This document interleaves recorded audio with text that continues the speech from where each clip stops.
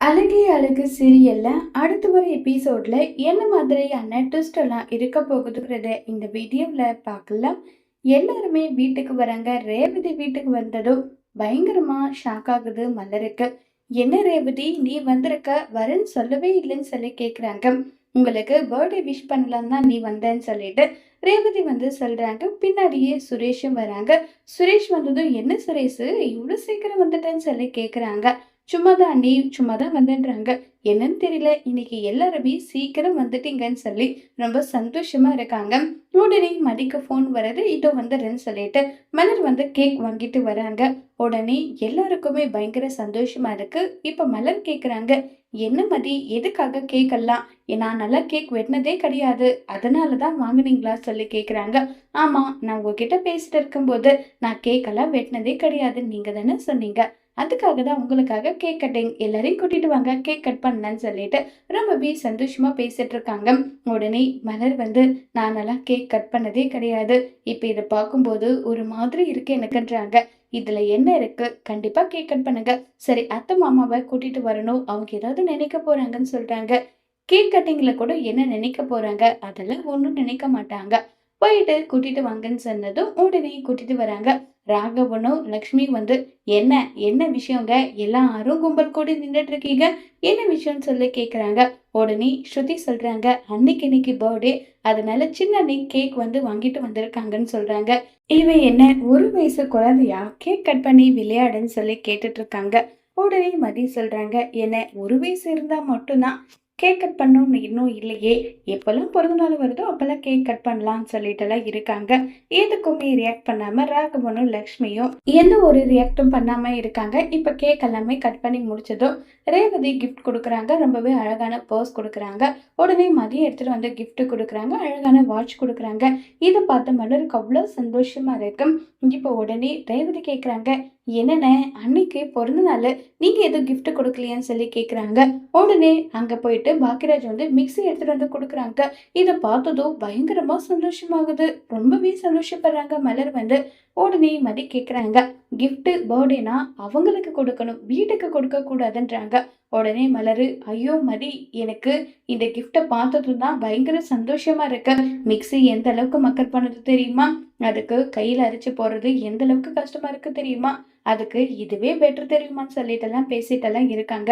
உடனே சுரேஷ் ரேவதி கிட்ட, அன்னைக்கு மிக்ஸி வாங்கிட்டு வந்து அண்ணன் கொடுத்ததுல அவ்வளோ சந்தோஷம், ஆனா ஏதாவது ஒரு குறை சொல்லன்னு இவளுக்கு தான், இவ மட்டும் சொல்லிட்டே தான் இருப்பான்றாங்க. உடனே ரேவதி வந்து, ஏய் சுரேஷ், மதி கேட்கறதுல என்ன தப்பு இருக்கு, மதி கேட்கறது சரிதானேன்னு சொல்றாங்க. ஆமா ஆமா சரிதான், எப்ப பாரு நீங்க அவளுக்கு தானே சப்போர்ட் பண்ணுவீங்கன்னு சொல்லிட்டு இவங்க பேசிக்கிட்டு இருக்காங்க. இப்ப பயங்கர சந்தோஷமா எல்லாருமே செலிப்ரேட் பண்ணிட்டு இருக்காங்க. அடுத்ததா தங்கராஜோட வீட்டை காட்டுறாங்க. தங்கராஜோட பசங்க வந்து அவங்க பாட்டியை பயங்கரமா டார்ச்சர் எல்லாமே பண்ணிக்கிட்டு இருக்காங்க. உடனே தங்கராஜ் வந்து, எங்கம்மா ரேவதி வீட்ல இல்லையா, ஏண்டா உன் பொண்டாட்டிக்கு பக்கத்துல இருக்க கோவிலுக்கெல்லாம் போக மாட்டாளாம், 10 கிலோமீட்டர் தள்ளி இருக்கிற கோவிலுக்கு தான் போவாளான்னு சொல்றாங்க. சரிம்மா, நான் போயிட்டு ட்ரெஸ் மாத்திட்டு வரேன்னு சொல்லிட்டு அங்கிருந்து கிளம்பி போறாங்க. இப்ப சுரேஷுக்கு ஃபோன் பண்ணி, என்னடா சுரேஷ், நான் சொன்ன வேலையை முடிச்சிட்டியான்னு சொல்லி கேக்குறாங்க. ஆமா மாமா முடிச்சிட்டேன்னு சொல்லி பேசிட்டு இருக்காங்க. ஆமா, எங்கடா இருக்குன்னு சொல்லி கேக்குறாங்க. வீட்டுல தான் மாமா இருக்கேன்றாங்க. என்னடா இவ்வளவு சீக்கிரம் வீட்டுக்கு வந்துட்டேன். ஒன்னும் இல்ல மாமா, அன்னைக்கு பிறந்த நாளா, அதனால கேக் கட் பண்ணணும்னு சொல்லிட்டு வர சொன்னாங்க, அதனால வந்தேன் மாமான்னு சொல்றாங்க. இங்கதான் இருக்காங்க. அக்கா உங்ககிட்ட விஷயத்த சொல்லலையே மாமான்னு சொல்லி கேக்குறாங்க. இதை கேட்டதுமே தங்கராஜுக்கு பயங்கர ஷாக்கிங்கா இருக்கு. ஏன்னா ரேவதி கோவிலுக்கு போறேன்னு சொல்லிட்டு வந்தாங்க, இங்க போறதா சொல்லல, அதை நினைச்சு பயங்கர ஷாக்கிங்ல வந்து இருக்காங்க. இல்ல இல்ல சொன்னா, நான் தான் மறந்துட்டேன். ஏண்டா கேக் வெட்டி செலிப்ரேட் பண்றத நீங்க மண்டபம் வச்சு பெருசா பண்ண வேண்டியதுன்னு சொல்லிட்டு கிண்டல் எல்லாம் பண்றாங்க. இருக்கட்டும் மாமா, அடுத்த வருஷம் அதெல்லாம் பாத்துக்கலாம்னு சொல்லி பேசிட்டு இருக்காங்க. தங்கராஜ் வந்து அவங்க அம்மா கிட்ட, எனக்கு முக்கியமான வேலை இருக்கு, நான் கிளம்புறேன், அங்கிருந்து கிளம்பி போறாங்க. இப்ப ரேவதி மதி மலரன் 3 பேருமே அவ்வளவு சந்தோஷமா இருக்காங்க. கரெக்டா தங்கராஜ் வராங்க. வாங்க மாப்பிள்ள வாங்கன்னு சொல்லிட்டு லக்ஷ்மியோட குரலும் ராகவனோட குரலும் கேட்டதும் ரேவதிக்கு பதறி போயிடுதோ, ஐயோ அவர்கிட்ட வேற சொல்லாம வந்துட்டுமே, இப்ப என்ன சொல்றாரோ தெரியலன்னு சொல்லிட்டு பயந்துகிட்டே வெளியே வராங்க. உடனே தங்கராஜ் முறைச்சு பாக்குறாங்க. ரேவதிக்கு என்ன பதில் சொல்றதுன்னே தெரியல. மாப்பிள்ள, என்னுடைய பொண்ணு உங்ககிட்ட சொல்லிட்டு தானே வந்தான்னு சொல்லி கேக்குறாங்க. அவ என்கிட்ட சொல்லிட்டு வந்தாளான்னு கேளுங்க மாமா. அம்மா கிட்ட கோவிலுக்கு போறேன்னு போய் சொல்லிட்டு இங்க வந்திருக்கா. இதெல்லாம் நியாயமா மாமா? சொல்லுங்க மாமான்னு சொல்லிட்டு தங்கராஜ் வந்து ரொம்பவே கோவப்பட்டு பேசுறாங்க. உடனே என்ன ரேவதி, மாப்பிள்ளை கிட்ட விஷயம் சொல்லாமையே தான் நீ வந்தியா?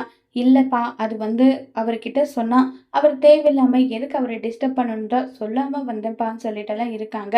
இதே மாதிரி ஒரு விஷயம் கிடையாது.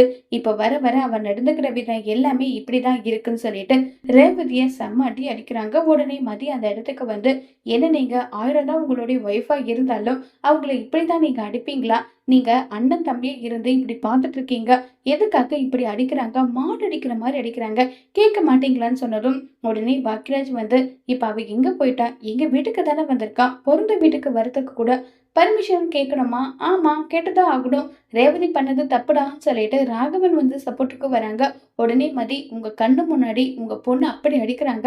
அத பார்த்துக்கிட்டு இப்படி நின்றுட்டு இருக்கீங்க. நீங்களாம் என்ன மனுஷங்கன்னு தெரியலன்றாங்க. உடனே தங்கராஜ் வந்து, இங்க பார், உன் வீட்டு விஷயத்துல நான் மூக்க நுழைக்கல. இவ என் பொண்டாட்டி. இவளை அடிக்கிறதுக்கோ எல்லா உரிமையும் எனக்கு இருக்கு. தேவையில்லாம நீ பேசி இதெல்லாம் தலையிடாதுன்னு சொல்லி மதிய வந்து திட்டிட்டு இருக்காங்க. உடனே சுரேஷ் வந்து, மாமா, 1000 தான் இருந்தாலும் அக்காவை எங்க கண்ணு முன்னாடி இப்படி திட்டி அடிக்கிறது தப்பு. அக்கா வந்து உங்ககிட்ட சொல்லாம வந்தது தப்புதான். அதுக்காக எதுக்காக சொல்லல, ஏன் சொல்லலன்னு சொல்லி பொறுமையா கேட்கலாம்ல.